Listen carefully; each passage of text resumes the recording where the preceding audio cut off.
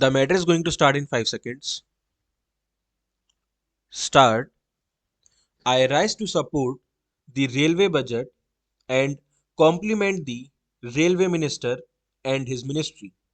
The contribution of pension fund which has been enhanced during 1991-92 has resulted in an addition of rupees 40 crores to the amount of the budget.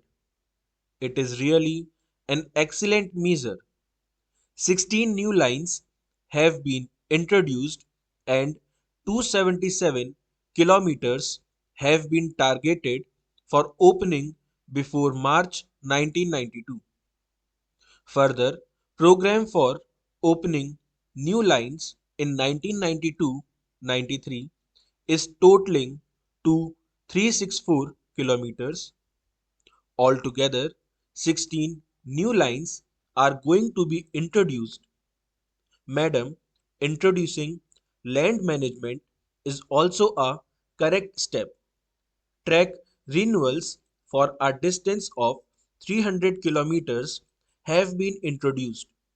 Priority is given to railway electrification with a target of 3,500 kilometers in the 18th plan. New schemes for electrification of about 1,500 route kilometers have been included in the budget.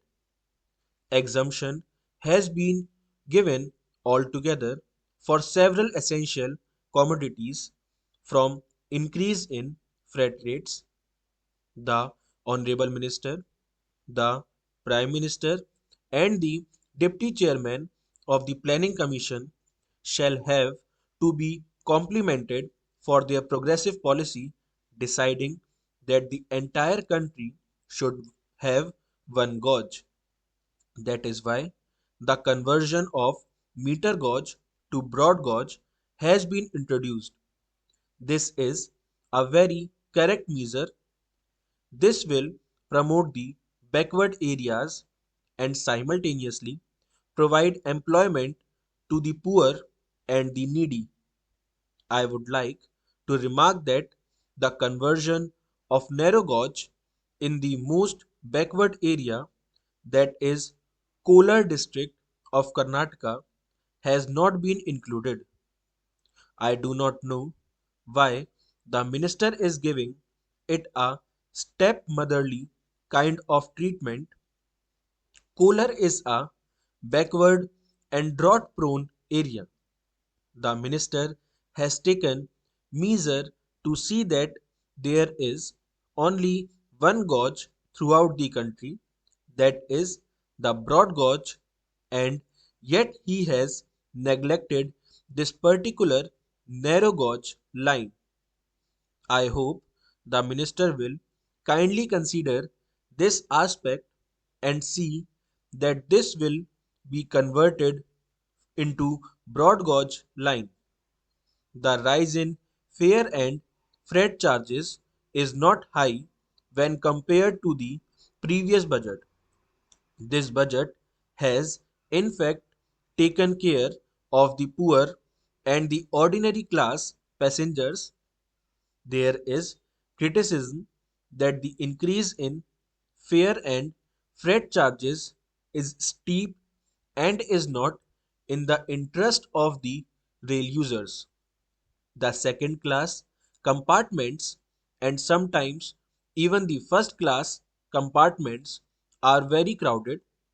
Drinking water is not being provided. The toilets and bathrooms are not clean. The railway authorities should pay more attention to the basic requirements of the passengers. The food that is being supplied is not at all good and hygienic. It is very often cold and exposed, let alone the taste of food, which is very bad at times. Care must be taken by the management to provide good and hygienic food.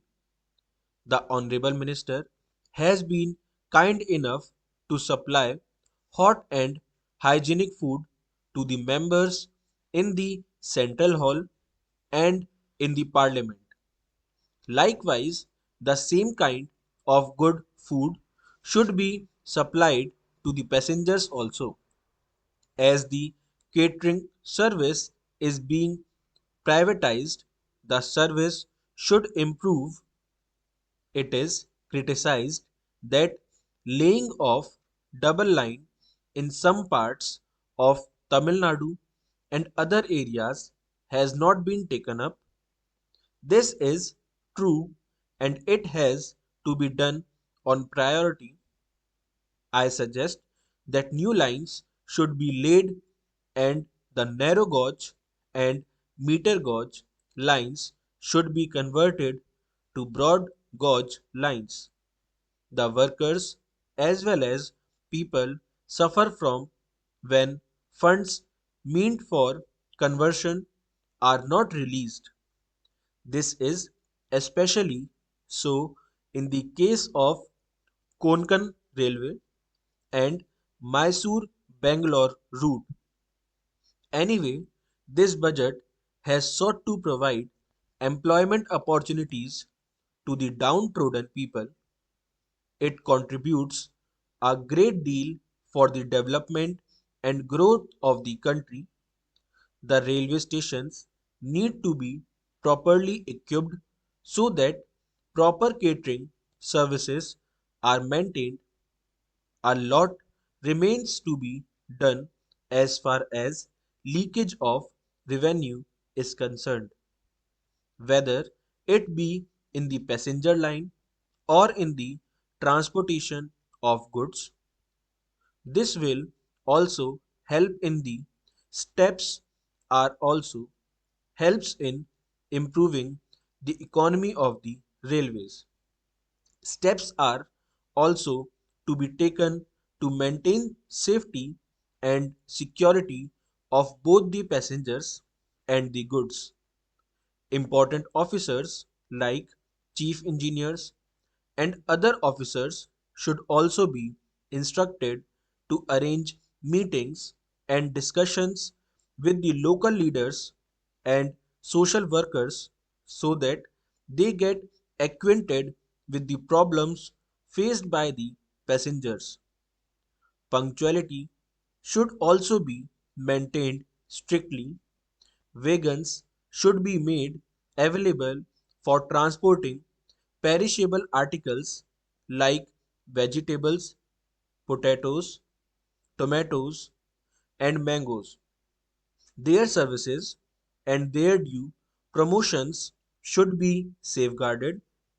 Some junior officers of railways were on hunger strike recently at the Boat Club, New Delhi.